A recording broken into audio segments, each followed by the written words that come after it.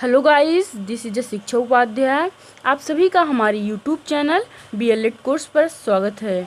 Guys, आज हम discuss करेंगे एनपीसी के बारे में। एनपीसी के बारे में हम जब आपको स्टैंडर्ड डेविएशन यानी कि जो मानक विचलन है उसका दूसरा नाम प्रमाणिक विचलन है, इसमें मैंने थोड़ा सा डिस्कस किया था, लेकिन आज इसकी हम विस्तृत जानकारी आपको देंगे एनपीसी के बारे में। इसका पूरा नाम है नॉर्मल प्रोबेबिलिटी कर्व यानी सामान्य संभाव्य वक्र। सबसे पहले हम इसके बारे में जान लेते हैं कि ये क्या है। यह एक ऐसा सैद्धांतिक आदर्श एवं गणितीय वक्र है जिसके प्राप्तांक मध्यमान के दोनों ओर एकदम समान रूप से वितरित होते हैं। जैसे कि ये एनपीसी का चित्र है, इसके बारे में अभी हम बहुत अच्छे से बताएंगे आप लोगों को बस, लेकिन अभी हमें इतना ही जानना है कि जो इसके प्राप्तांक है वो मध्यमान के दोनों ओर बराबर रूप से वितरित होते हैं यानी बटे होते हैं। जैसे कि ये जो लाइन लंबी दिख रही है, ऊर्ध्वाधर खड़ी हुई है, वर्टिकल है, तो इसके दोनों साइड जो प्राप्तांक हैं वो समान रूप से वितरित हुए हैं और ये जो वर्टिकल लाइन है इसको मध्यमान बोला जाता है। तो गाइस, यही था कि यह एक ऐसा सैद्धांतिक आदर्श एवं गणितीय वक्र है। ये एक प्रकार का वक्र है घंटाकार जिसके प्राप्तांक मध्यमान के दोनों ओर एकदम समान रूप से वितरित होते हैं। अब फिर उसके बाद गिलफोर्ड ने इसका डिफिनीशन दिया है एनपीसी के बारे में। इन्होंने अपने शब्दों में परिभाषित किया है कि एनपीसी का स्वरूप सुनिश्चित होता है। यह एक गणितीय वक्र है जिसके वितरण का मध्यमान 0 होता है और प्रमाणिक विचलन मान 1 होता है। जो प्रमाणिक विचलन है यानी कि स्टैंडर्ड डेविएशन, ये एनपीसी का बेस है, अर्थात मध्यमान 0 होता है और प्रमाणिक विचलन 1 होता है। अब जैसे कि इसकी संरचना को हम देख लेते हैं, जो एनपीसी है कि उसकी संरचना कैसे है, उसकी आकृति कैसे है। तो जैसे कि इसमें हमें मध्यमान 0 दिया गया है ना, तो ये मध्यमान, ये वाली जो वर्टिकल लाइन है ये 0 है, इसके नीचे 0 है, यानी कि जो मध्यमान रहता है वो 0 रहता है। फिर उसके बाद दोनों साइड जो प्राप्तांक रहते हैं वो समान रूप से वितरित रहते हैं। जैसे कि इसमें एनपीसी वास्तव में घंटाकार यानी कि ये बेल शेप्ड होता है।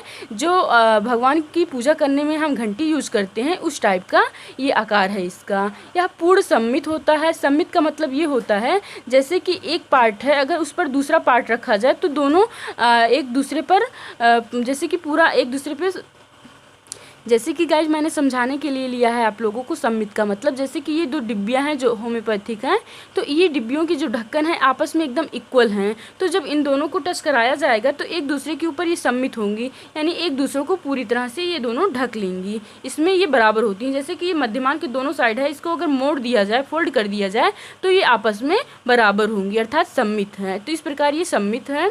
बहुलांकी यानी कि यूनी मॉडल वक्र है। इसके दोनों सिरों पर आवृत्तियां कम होती हैं। जैसे कि ये जो इसका ऊपरी ये है मध्य बिंदु, यहाँ आवृत्तियां अधिक है, लेकिन दोनों किनारों पर अर्थात इस साइड है दोनों आवृत्तियां बहुत कम हैं, यानी जो भी आंकड़े हैं इस साइड बहुत कम होंगे। जैसे कि अगर एग्जाम्पल स्वरूप हम किसी क्लास के विद्यार्थियों या स्टूडेंट्स को लेते हैं, जैसे कि अगर किसी क्लास में जो तेज़ बच्चे होते हैं पढ़ने में और जो धीम बच्चे होते हैं, ये दोनों का अनुपात तो बहुत कम होता है, बट जो औसत होते हैं, एवरेज बच्चे होते हैं, वो किसी भी क्लास में ज़्यादा होते हैं। तो इसी तरह हम इसको भी समझ सकते हैं कि ये जो है इसकी आवृत्तियाँ, ये जो यहाँ बिंदु पर, मेन बिंदु पर, इसको शीर्ष बिंदु बोलते हैं, तो शीर्ष बिंदु पर अधिक होती है फ्रीक्वेंसी और किनारों पर कम होती है। तो वही है गाइस, आवृत्तियाँ कम होती हैं और केंद्र की ओर अधिक आवृत्तियाँ होती हैं। अधिकतम आवृत्ति केंद्र में स्थित होती है जहाँ वक्र का शीर्ष बिंदु स्थित होता है, अर्थात ये शीर्ष बिंदु है।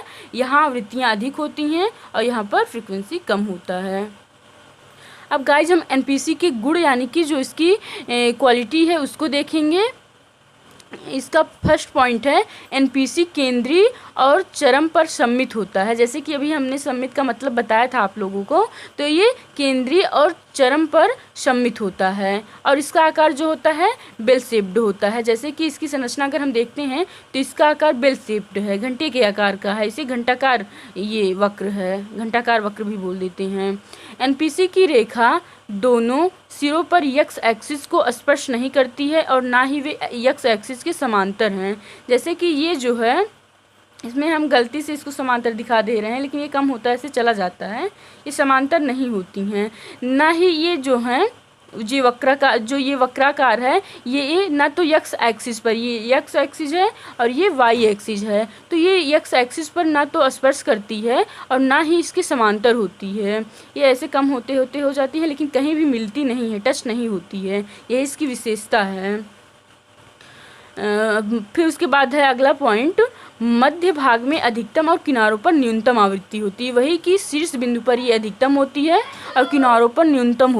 जैसे कि अब उसके बाद नेक्स्ट पॉइंट है केंद्रीय प्रवृत्ति यानी मीन मीडियन मोड। इसके बारे में मैंने किसी और वीडियो में डिस्कस किया है, एकदम विस्तृत जानकारी उसमें दिए हैं, आप लोग वो वीडियो देख सकते हैं अगर नहीं देखे हैं तो। जैसे केंद्रीय प्रवृत्ति की माप वो टॉपिक था, यानी कि सेंट्रल टेंडेंसी ऑफ मेजरमेंट, उसके अंतर्गत ये तीनों टॉपिक थे। तो केंद्रीय प्रवृत्ति यानी मीन मीडियन मोड के मान एनपीसी में समान और केंद्रीय बिंदु पर स्थित होते हैं। ये जो मान होते हैं ये एनपीसी में समान होते हैं और केंद्रीय बिंदु पर स्थित होते हैं। फिर उसके बाद है एनपीसी ना तो बहुत समतल है और ना ही बहुत नुकीला होता है, अर्थात ये घंटाकार है। तो जैसे कि अगर इसकी हम संरचना देखें तो ये यहाँ पर नुकीला नहीं होता है, इस लगभग, और ना ही समतल होता है। तो ये ना तो बहुत समतल होता है और ना ही बहुत नुकीला होता है। आधार और एक्स एक्सिस के बीच के क्षेत्र को एनपीसी का क्षेत्र कहा जाता है। आधार और एक्स एक्सिस, जैसे कि इस संरचना में अगर हम देखें तो आधार ये है इतना और एक्स एक्सिस भी यही है, तो ये जो क्षेत्र है वो एनपीसी का क्षेत्र कहा जाता है। इससे रिलेटेड शब्दावलियाँ हैं, उसमें से दो हम लिए हैं, जैसे कि वक्रता को समझ जाएंगे और विषमता को समझ जाएंगे तो ये समझने में आसानी होगी। अभी जैसे देखते हैं वक्रता, वक्र की चपटेपन और नुकीलेपन को वक्रता कहते हैं, यानी जो ये आकृति है, जो इसमें जो समतल टाइप का हल्का होता है, पूरी तरह से तो समतल नहीं होता है, लेकिन चपटेपन हम मान सकते हैं ये होता है, और नुकीलेपन को वक्रता कहते हैं। इसमें पूरी तरह से नुकीलापन भी नहीं होता है, लेकिन अगर चपटेपन और नुकीलेपन रहता है तो इसको क्या बोलते हैं, इसको वक्रता बोलते हैं। फिर उसके बाद है विषमता, यानी कि मध्य बिंदु के दोनों ओर आवृत्तियों के वितरण से है। जैसे विषमता जो है मध्य बिंदु यानी जो शीर्ष बिंदु होता है उसके दोनों ओर जो आवृत्तियाँ वितरित हुई रहती हैं उसी को ही विषमता बोला जाता है। अब गाइज हम एनपीसी के यूजेस देखेंगे, उपयोग देखेंगे, इसका यूज किसमें होता है।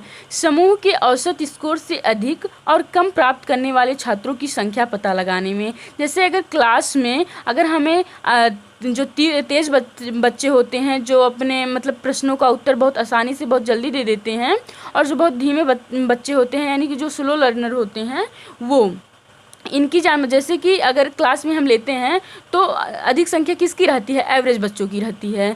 तो इसी बेल शेप के अकॉर्डिंग जैसे कि इसमें है तो इसमें ये यहाँ तक तो पूरे एवरेज होंगे, और यहाँ और इस किनारे पर ये प्रतिभाशाली यानी जो तेज़ बच्चे होंगे वो रहेंगे, उसकी संरचना इस साइड है, और इधर है कि जो स्लो लर्नर है या कम तेज़ हैं तो उनका ये है। तो ये औसत सबसे ज़्यादा है। तो इसमें क्लास में भी अगर देखते हैं तो जो औसत एवरेज बच्चे होते हैं उनकी संख्या ज़्यादा होती है अपेक्षाकृत बहुत तेज़ वाले बच्चों और बहुत धीमे वाले बच्चों को बोल सकते हैं। फिर उसके बाद है सेकेंड पॉइंट, समूह में 2 अंकों के बीच प्राप्तांक प्राप्त करने वाले छात्रों की संख्या का पता लगाने में। एक है कि ये है कि जो ग्रुप है उसमें 2 अंकों के बीच प्राप्तांक प्राप्त करने वाले छात्रों की संख्या पता लगाने में ये किया जाता है, इसमें भी प्रयोग किया जाता है। फिर उसके बाद है थर्ड पॉइंट, एक समूह के विशेष स्थिति में छात्रों के लिए स्कोर सीमा का पता लगाने में। स्कोर सीमा जो होता है उसको भी यानी कि हम लिमिट बोल सकते हैं कि बच्चे जितना पास हुए हैं उनकी लिमिट क्या है, तो ये भी पता करने में हम इसका यूज़ कर सकते हैं। समूह का उपसमूह बनाने में, समूहों का उपसमूह बनाने में, यानी कि जो समूह है उसका अगर उपसमूह बनाया जाए तो उसमें भी इसका यूज़ किया जा सकता है। और शिक्षा यानी कि एजुकेशन और रिसर्च यानी कि अनुसंधान में भी इसका यूज किया जाता है। और ये थर्ड ही पॉइंट है कि विशेष स्थिति वाले छात्रों के लिए प्राप्तांक सीमा ज्ञात करने के लिए। और फिर नेक्स्ट पॉइंट है और लास्ट पॉइंट ये है किसी परीक्षण के विभिन्न प्रश्नों का कठिनाई स्तर ज्ञात करने के लिए। जैसे कि अगर कोई टेस्ट होता है तो उसमें एवरेज जो क्वेश्चन रहते हैं जो सामान्य सभी बच्चे सॉल्व कर लेते हैं तो वो एवरेज क्वेश्चन उसको माना जाता है। और जो थोड़ा कठिन होता है वो, और एक थोड़ा बहुत ही सरल होता है जिसे सब बच्चे कर लेते हैं। जो कठिन होता है कुछ ही बच्चे कर पाते हैं। तो इस प्रकार परीक्षण के विभिन्न प्रश्नों का कठिनाई स्तर ज्ञात करने में भी इसका यूज किया जाता है। प्रश्न जो परीक्षण लेने के लिए प्रश्नावली बनाई जाती है उसमें भी इसका यूज़ किया जाता है। जैसे कि एवरेज क्वेश्चन उसमें भी ज़्यादा दिए जाते हैं और जो कठिन क्वेश्चन रहते हैं वो कम दिए जाते हैं और जो बहुत ज़्यादा सरल रहते हैं वो भी कम दिए जाते हैं अपेक्षाकृत जो थोड़ा समान रहता है एवरेज से। तो गाइज मुझे आशा है, उम्मीद है आप लोगों को ये हमारा आज का सेशन पसंद आया होगा।